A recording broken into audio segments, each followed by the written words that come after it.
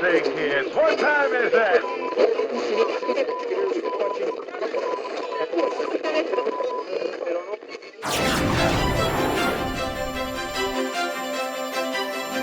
Hey everybody, Keith here. I'm back home in my geek cave for a change, and trying to catch up on things. So I wanted to give some quick thoughts on Orville New Horizons Season 3, basically, Episode 3, called the Mortality Paradox. Before I get into my quick little thoughts, if I can go quickly on this, it was quite the episode. If you haven't already subscribed, please do. It only helps the channel grow.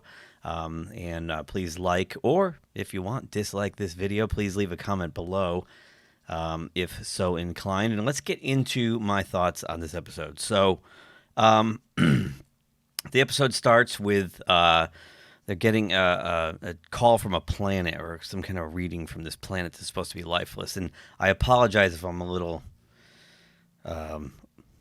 not with it. I'm kind of tired, and I'm just trying to catch up on this stuff as I can. So anyway, this planet's supposed to be like uninhabited, like a desert planet, and they're getting like all these readings on to the contrary. So Mercer decides to head down to take a look because he's an explorer at heart, and he's intrigued by these unusual readings.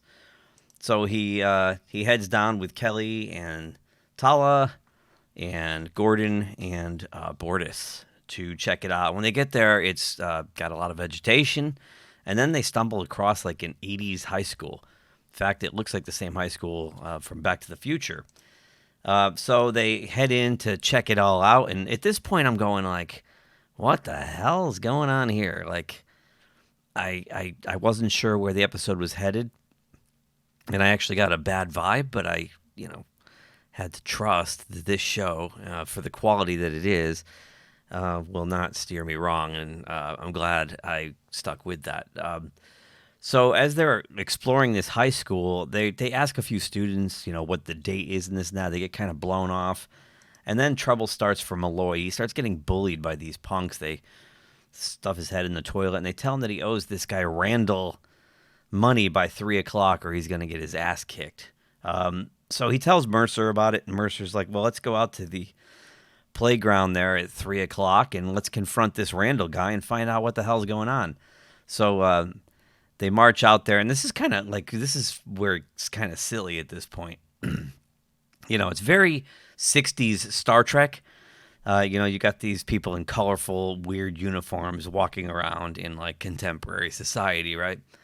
And nobody blinks for the most part. So they find out who Randall is. Randall turns out to be this Rancor-like monster who starts, attacking them. And then, they vanquish him. And then this series of, before I get to that, this series of bizarre events starts to have, there's a chain reaction of bizarre events, we'll put it that way.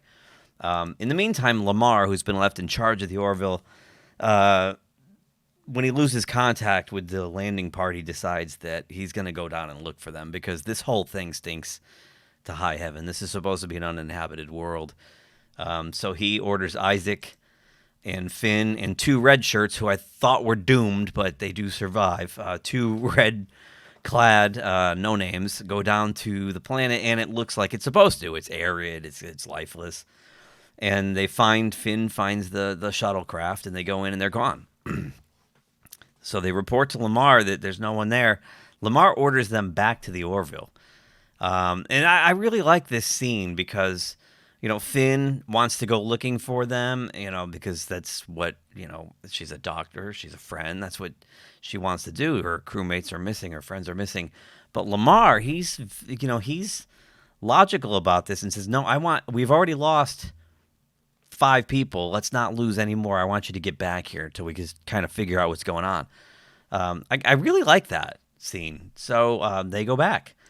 Meanwhile, one by one, the landing party starts going through these really bizarre Twilight Zone-esque scenarios. It's one suited for each crew member, and they start to get hurt. And while this is happening, at the peak of like the threat or the peak of their stress, their eyes roll over white for a second, and then they come to. And at this point, I'm thinking, uh-oh, are they possessed by something? Did something happen to them? But we'll find out what that was about in a bit. But so there's this staircase to nowhere. Bordis finds all these. It was really interesting. He finds all these dead, like tombs on his home world, and like what's his boyfriend's name? Clytus. I'm tired. Was in one of them. He wakes up and chokes Bordis. Then they go to this world where there's a light beacon flashing across this lake, and they've got to take a little raft over. And this was a weird scene too, because I don't know if it was intentional or not, but it was a day for night shoot. It looked really weird because it looked like, an old 60s kind of thing where they would shoot during the day and tint it blue, trying to make it look like night. I don't know if that was intentional or not. Knowing Seth MacFarlane, it was intentional because he's got that cheeky wink wink kind of thing going on. Because this felt like a Twilight Zone Star Trek kind of thing, classic Star Trek. I'm not talking anything from the 90s or current. This is right out of the 60s show. So they end up, they find this device in a cave. It looks kind of like a mechanical flower in a way. So Mercer's had enough. He shoots it, blows it up, and the planet reverts to what it's supposed to look like. And they head back to the Orville. And Dr. Finn tells them that all 5 of them had the same kind of reaction through the cerebral cortex that basically was like an acid trip. And they ask her, well, how can we get hurt if it was like an illusion? And she said, well, if we disable the safety parameters on our holodecks, for lack of a better word, their simulators, they can be hurt. Just like the holodecks in Star Trek, if you disable safety protocols, you can actually be hurt.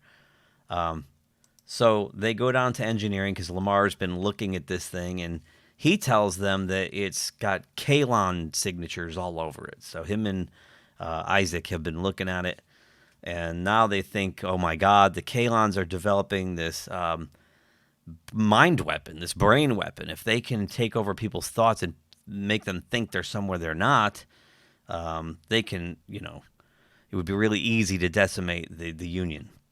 So they call the Admiral and they put everybody on alert. And the Admiral says, we're going to send a couple of flagships, ships out there to come and help you with this. We're going to look you guys over this, that.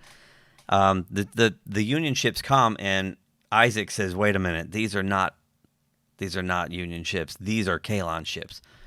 And at that point, Charlie, the new character who has go back to episode 1, she's got a thing against Isaac right now. She's very prejudiced. She doesn't trust him. Immediately jumps up and says, don't trust Isaac.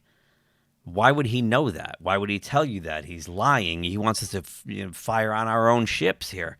And it turns out Isaac was right, and they start getting attacked by the Kaelons. And then one of them goes on this, suicide run. They're going to smash into the Orville and take them both out, and it stops, like clean stop, as you can see in this picture, right at the Orville. And then we find out they're still in an illusion. And Tala, who they thought was on the ship the whole time with them, turns out wasn't there at all. She was still away on shore leave and on her way back. And it turns out it's this alien who's like 50 billion years old or something like that. And their minds have developed to the point where we call it immortality, but they call it like some kind of higher level of thinking that allows them to exist longer. But they've become kind of bored, and they want to know what fear and the threat of death feels like.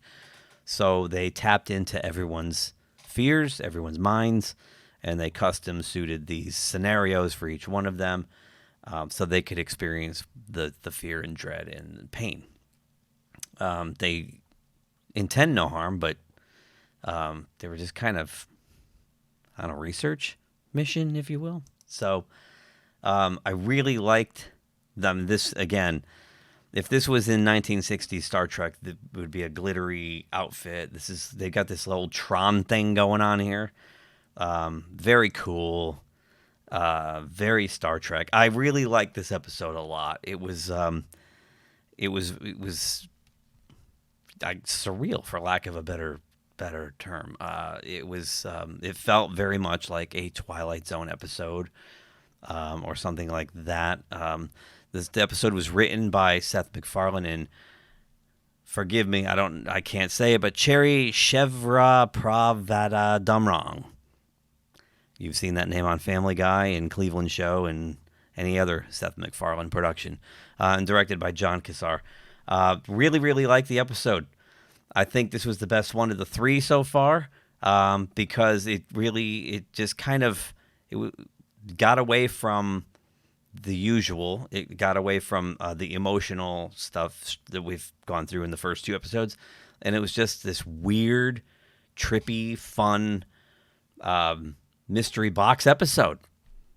J.J. Abrams, if you're watching, that's how you do a mystery box episode, and it's self-contained. It was not, it's not serialized. It's just an episode, Alien of the Week. So, so far, all three episodes of the Orville have been fantastic this season. I'm not surprised because I love the first two seasons, and this was the best one yet. So, episode 4 drops tonight, I believe, or tomorrow. What's today? Wednesday. So I'm not sure, but really looking forward to episode 4. Yeah, I'd love to know what you guys think. So leave your comments below. Either give a thumbs up if you like the video, give a thumbs down if you don't. But I thank you for watching anyway, and please subscribe if you haven't. And we'll see you next time. Oh, and Edson and I are going to do a Kenobi review. You're going to want to see that. All right. Have a great night, stay safe wherever you are, and we'll see you soon. If you enjoyed this video, please give us a thumbs up below. Also, please subscribe to GeekTime TV. It really helps us grow the channel. And make sure you hit that bell icon in order to receive notifications every time we drop new content here. You can also check us out on social media, on Twitter, Facebook, and Instagram at GeekTimeNet. Thanks again for watching. We will see you soon. Say, kids, what time is that?